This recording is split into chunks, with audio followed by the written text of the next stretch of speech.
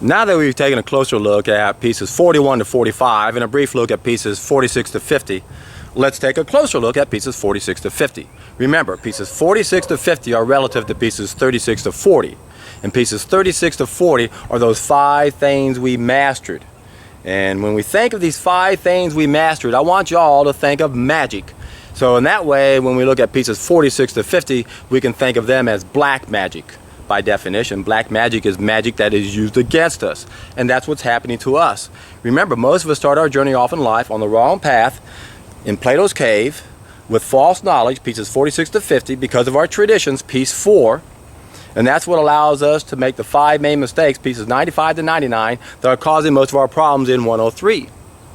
So when we look at the negative C box of problems, when we look at the negative effects, when we look at the 3rd stage of knowledge, on the wrong path or in Plato's cave, we find hundreds of thousands of problems. Most of them are in piece 103.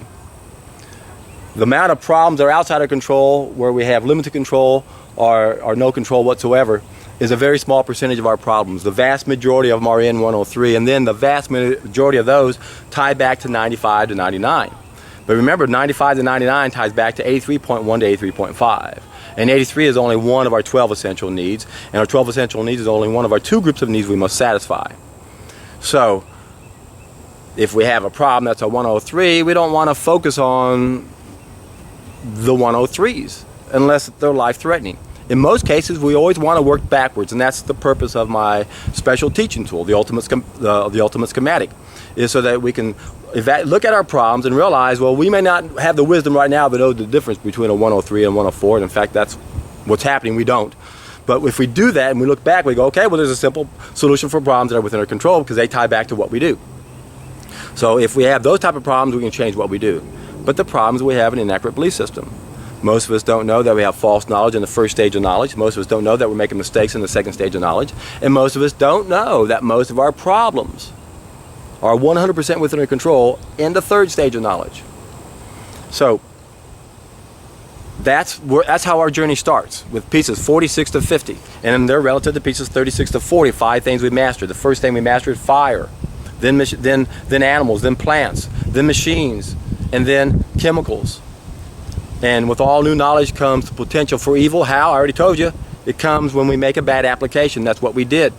There's certain things we are not supposed to do with things we master. And one of them is to alter our needs. Because we need those needs, and when we alter the needs, what happens to us? We get altered.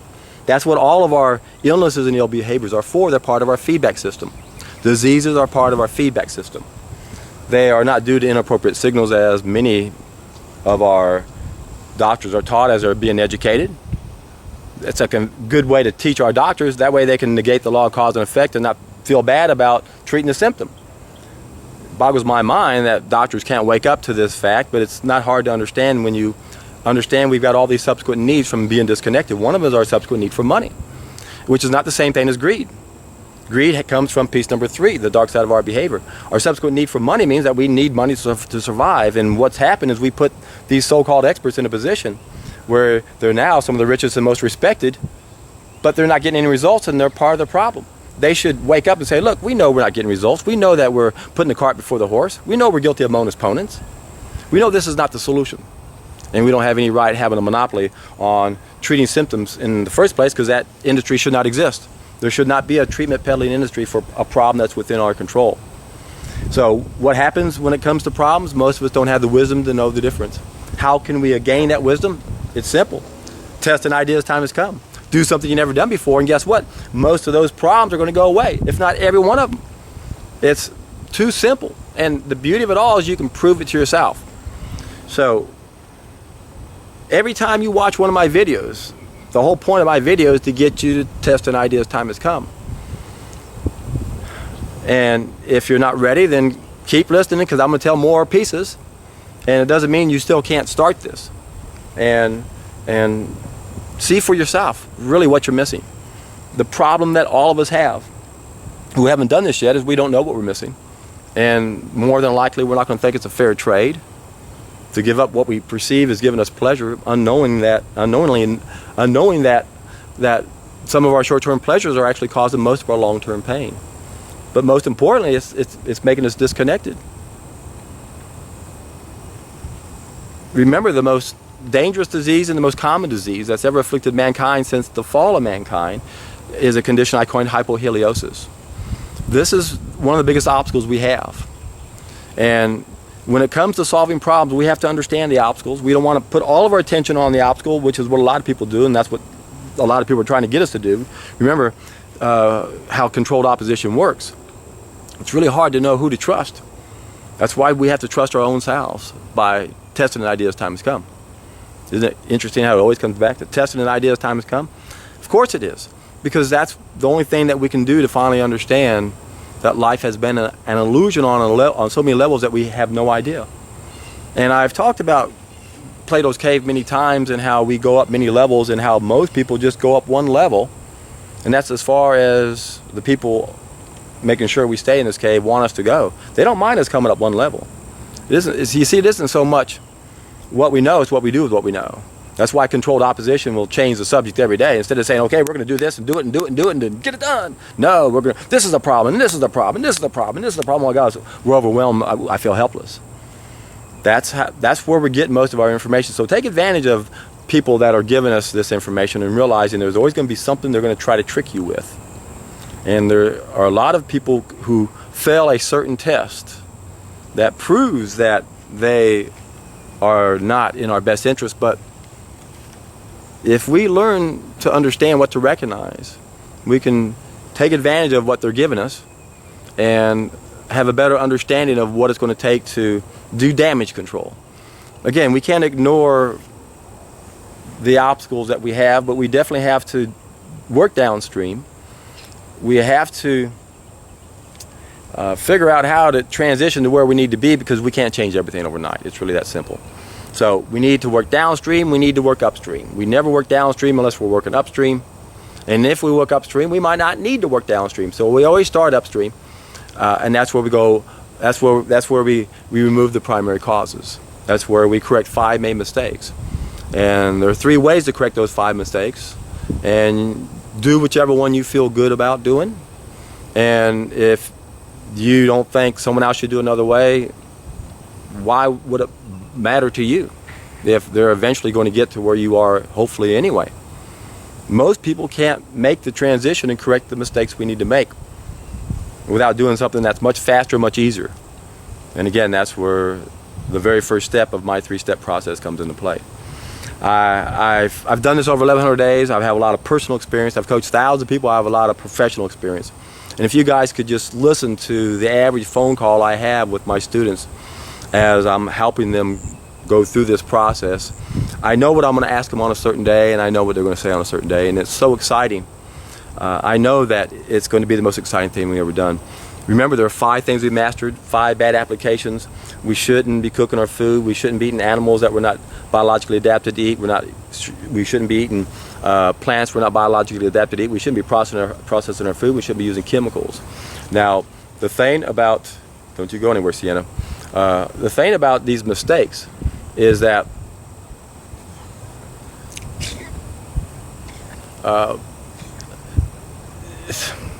it's part of our tradition. It goes against our traditions. Remember, we cannot learn anything we think we already know. That's the problem, the false knowledge. We think, oh, what do you mean we can't get everything we need if we don't eat meat?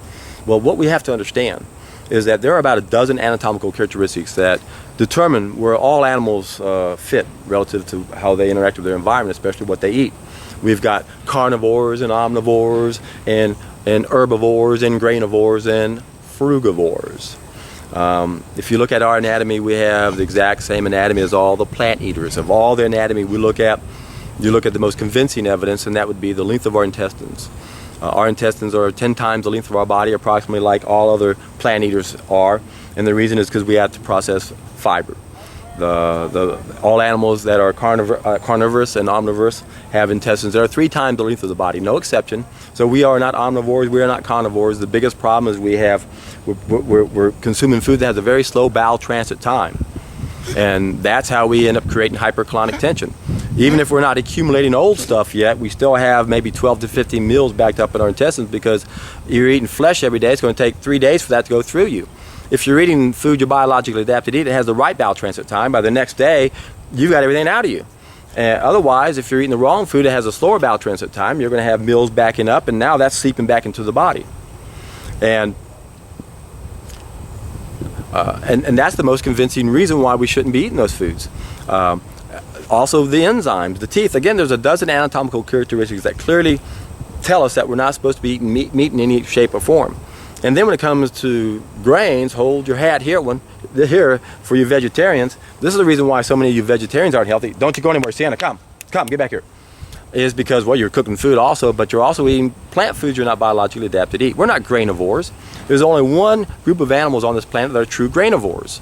And these are the birds, and they got special organs like crops and gizzards to digest grains. Sienna, get back here. Even cows are not supposed to eat grains. And yet, what are we feeding our cows? Corn and soy. This is why disease is on the increase, because that changes their whole fat structure. Now we're getting too many omega-6s. Now most people in America are getting a 20-to-1 omega-6 to omega-3 ratio. It should be more like 1-to-1, maybe 4-to-1. Sienna, get back here, come. So if you're going to eat an animal, make sure the animal's eating what it's supposed to eat, and then you won't have as many problems. But if you don't want to have any problems yourself, stop eating food you're not biologically adapted to eat. But then you may say, well, wait a second, where do I get this and where do I get that? It's only in the animals. And that's a good point, because I mentioned before that we have two anatomical limitations. The first one is based on what we're born with. We're given these dozen or so anatomical characteristics, and we're limited to interacting with our environment that way. But then we damage our body, and there's a lot of ways we can damage our body. And one is by eating food that provides us a nutrient that we would normally not get in our regular diet, but our bodies know how to get it. It's a level 2 nutrient. But if we're given those level 2 nutrients in the food directly, our body can atrophy and not make it anymore.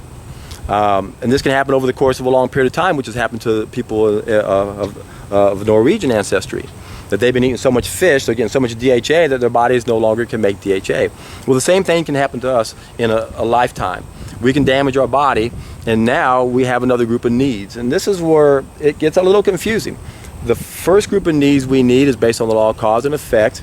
We're subject to the law of cause and effect. We have an anatomy that has to interact with the environment. There's limitations with that group of needs.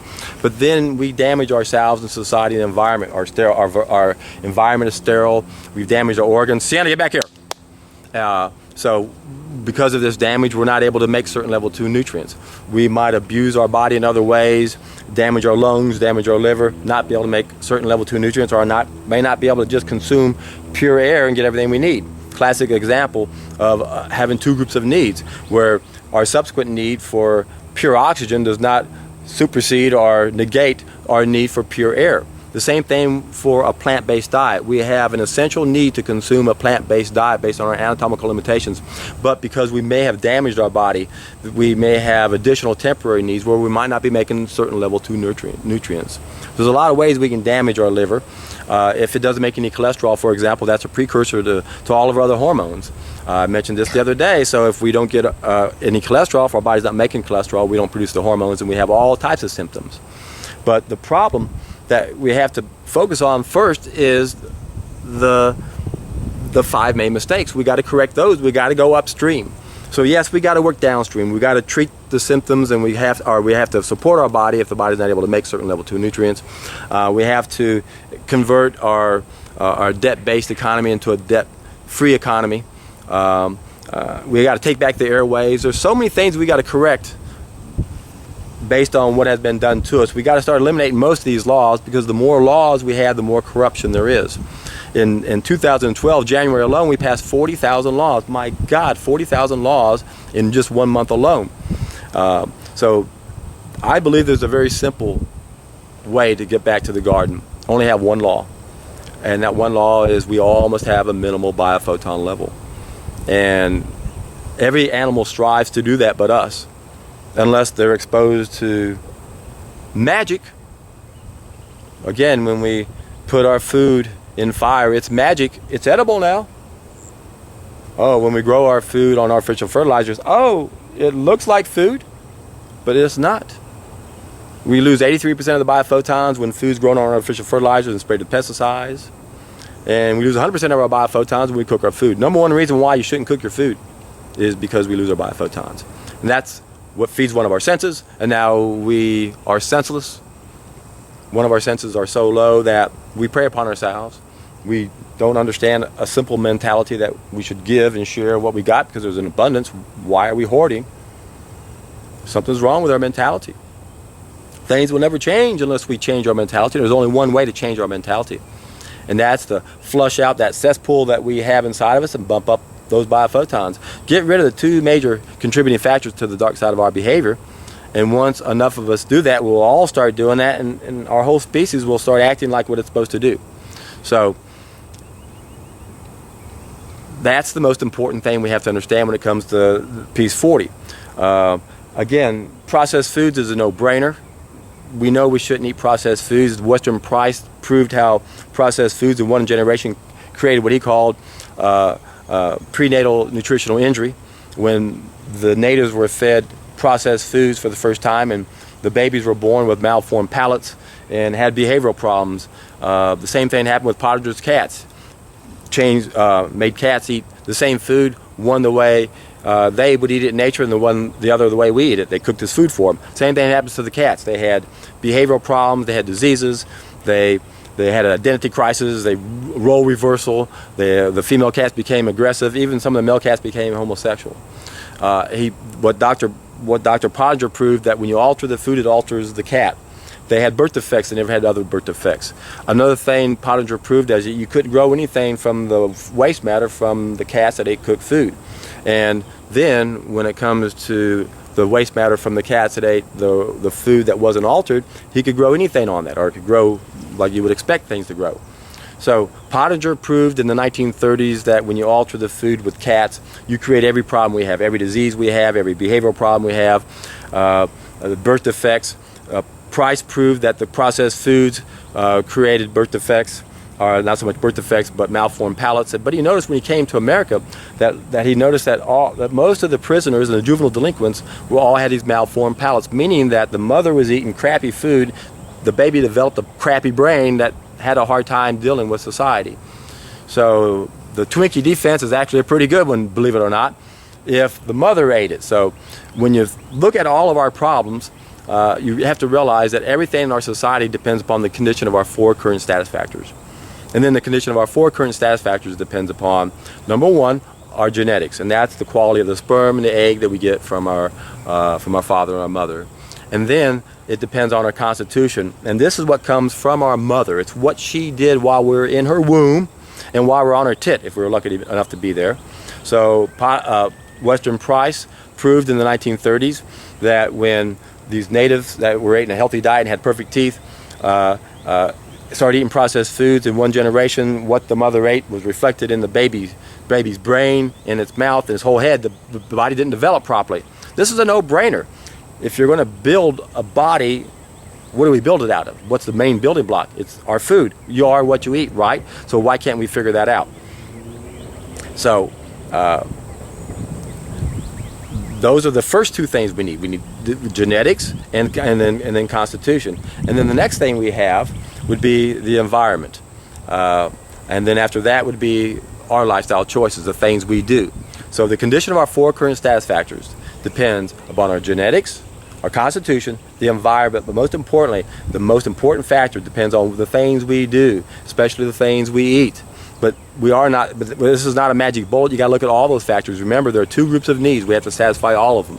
But when you look back and try to figure out, well, what's the source of most of our problems, they can be traced back to these 5 main mistakes based on 5 things we mastered, all because our brains nearly doubled in size nearly 2 million years ago. And those are the 11 main events that have drastically changed the fate of mankind. So what's the solution? It's simple. We have to take responsibility. We have to look in the mirror. That's like being in Plato's cave and looking back into the fire. And, oh God, it hurts, doesn't it? It hurts to look in the mirror and take responsibility and possibly change and give up something we think is giving us pleasure. But remember, life is an illusion. What we perceive as giving us pleasure is what's causing us our pain. How do you take control? How do you take back control? Well, there's a reason why fasting is mentioned 74 times in the Bible, and that's because when we stop indulging in our mistakes, we take back control. So that's what the first step of my 3-step process does. It allows you to take control and not indulge in those things that are going to end up ruining your life and perhaps make our species extinct. Indeed, we are like a cancer on this planet, but we don't have to be. If we can get enough of us to to test an idea's time has come, reach the tipping point, wake everyone else up. This world will transform so fast you won't believe it. So hopefully you'll be in the first wave of heroes. Hopefully you are a trim tab to society and you're doing this right now. And if you are, congratulations. Keep on the hero's journey. Get out there and get some more allies. Figure out the best way to deal with these obstacles, the people that are going to burst your bubble. And by all means share this message. And everyone you see, make sure you tell them, when you do this, you're in for a treat.